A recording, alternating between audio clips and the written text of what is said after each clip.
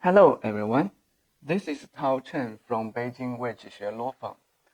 I have 15 years of experience in practicing IP law in China, focusing on patent cases.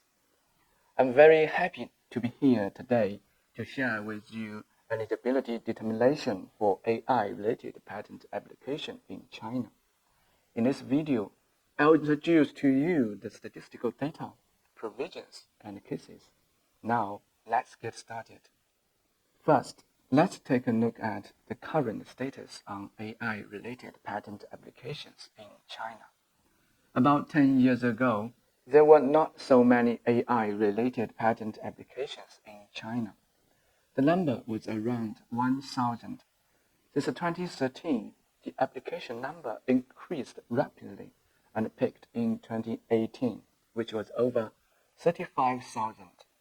The changing of the patent granting rate has a very outstanding characteristic. In 2010, the patent granting rate was very high, over 75%. Then the granting rate decreased slowly. During 2016 to 2018, the granting rate was below 60%. I guess the reason was that during this period, lots of new kinds of AI-related applications were filed, but the rules were unclear. The patent examiners did not know how to determine the eligibility and the inventiveness for these new applications. So the patent examiners' rigorous examination of this patent application resulted in a lower granting rate. However, at the end of 2019, the CNIPA reversed the patent examination guideline. The examination standard for AI-related patent application was clarified. Since 2019, the granting rate became over 75% again. Next, let's talk about standard for eligibility determination and some relevant cases. There are some provisions for AI-related patent applications in patent examination guidelines.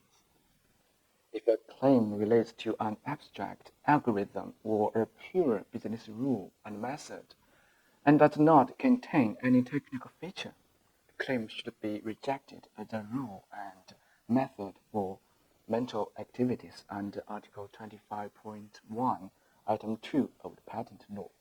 For example, a method for building a mathematical model based on an abstract algorithm without any technical features falls in the circumstance of being ineligible as prescribed in Article 25.1, Item 2 of the Patent Law. Let's see Case 1. Claim 1 defines a method for building a mathematical model comprising 4 steps. Step 1 is training an initial feature extraction model and obtaining a target feature extraction model. Step 2 is processing feature values and obtaining an extracted feature value. Step 3 is combining the extracted feature value with a label value to obtain a target classification model. Step 4 is combining the target classification model with the target feature extraction model to form a mathematical model for the first classification task. This is a typical claim which relates to an abstract algorithm. There's no any technical means, so the solution of this claim belongs to the rule and method for mental activities and is not allowed. Let's see Case 2. Claim 1 defines a method for estimating CTR. CTR means click-through rate. There are 3 steps: an initial feature training step, a real-time feature training step, and an estimated click rate outputting step. In the estimated click rate outputting step, an estimated click rate of the current object is output. Estimated click rate is a technical feature, and outputting an estimated click rate is a technical means. Since Claim 1 defines a technical means, the solution of Claim 1 does not belong to rule and method for mental activities. Even if solution of a claim does not belong to rule and method for mental activities, It does not mean the eligibility of this claim must be acceptable. There is a further provision regarding the eligibility determination. According to patent law of China, invention means any new technical solution relating to a product, a process, or improvement thereof. So the solution of an eligible claim must be technical solution. In patent examination guidelines, there are more detailed standards. When examining whether a claim, including algorithm features or business method features, constitutes a technical solution, all features in the claim should be considered as a whole. If a claim recites technical means utilizing natural laws to solve the technical problem to be solved, and thereby achieves technical effects, the solution of the claim is determined as constituting a technical solution under Article 2.2 of the Patent Law. The key points are the three elements: technical means, technical problem, and technical effect. The red contents show the standard which is clearer and more operational. For example, if the steps of the algorithm involved in claim exhibit close association to the resolution of the technical problem to be solved, for example, the data processed by the algorithm has specific technical meaning in the field, or the execution of the algorithm directly demonstrates the process of resolving a technical problem by natural laws and obtains a technical effect. Usually, the solution recited by the claim should be determined as constituting a technical solution under Article 2.2 of the Patent Law. We can summarize two most important factors: the data processed by the algorithm and natural laws. If the data processed by the algorithm has specific technical meaning in the field, and the execution of the algorithm follows the natural laws, then the solution of the claim constitutes a technical solution. However, if one condition is not fulfilled, then the solution of the claim does not constitute a technical solution. Let's see case 3. Claim 1 defines a method for training model comprising a step of acquiring a first label dataset, a step of acquiring an intermediate model, a step of acquiring a predicted classification result, a step of generating a second label dataset, and a step of training the intermediate data to obtain a classification model. The red feature does not exist in the original Claim 1. The examiner rejected the original Claim 1 as being ineligible. Then the applicant added the red feature into Claim 1. The amended Claim 1 was accepted by the examiner. Let's look at the red feature. The sample data comprising text data, image data, audio data, or video data. By adding the red feature, the data processed by the algorithm of Claim 1 has specific technical meaning in the field, that is, text data, image data, audio data, or video data. So the algorithm is combined with the specific scenario. Let's see case 4.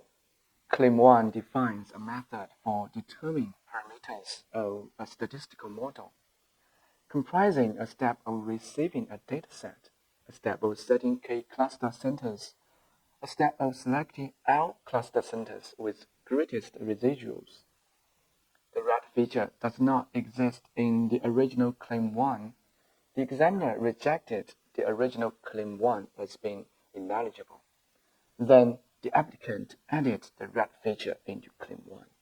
However, the amended Claim 1 was not accepted by the examiner. Why? The data processed by the algorithm of Claim 1 is N data points and D attributes. Let's look at the red feature, wherein N is the number of users. Each user has D attributes.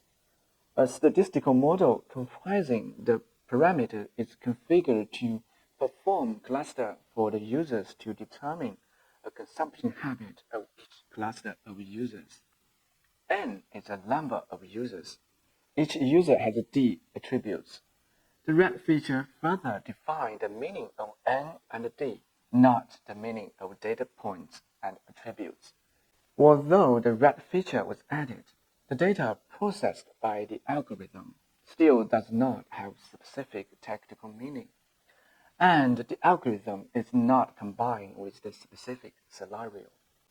Let's see case 5. This case is about the lateral laws.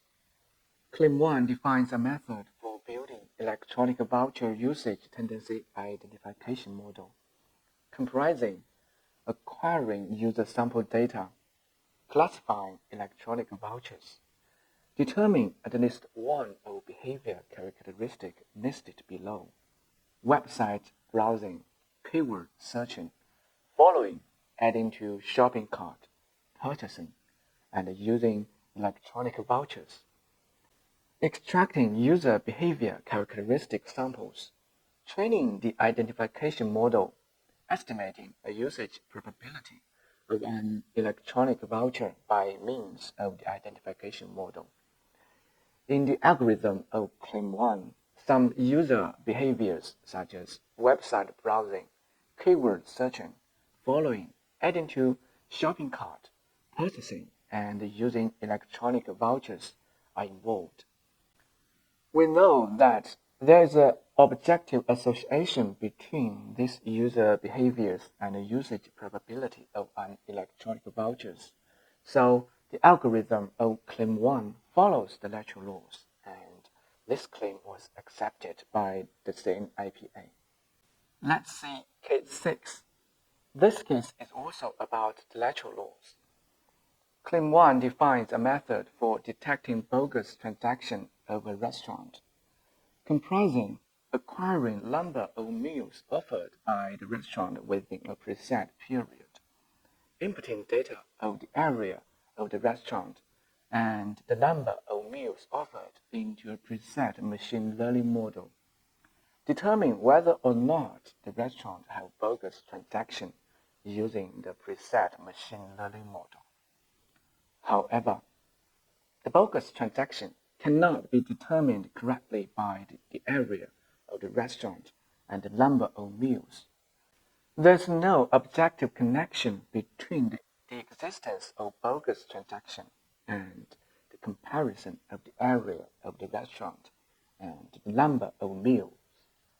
The execution of the algorithm does not follow the lateral laws, so this claim was not accepted by the same IPA. That's all for today's topic. If you have any questions about intellectual property in China, we are happy to assist you. Thank you for your listening. This is Tao CHEN. See you next time.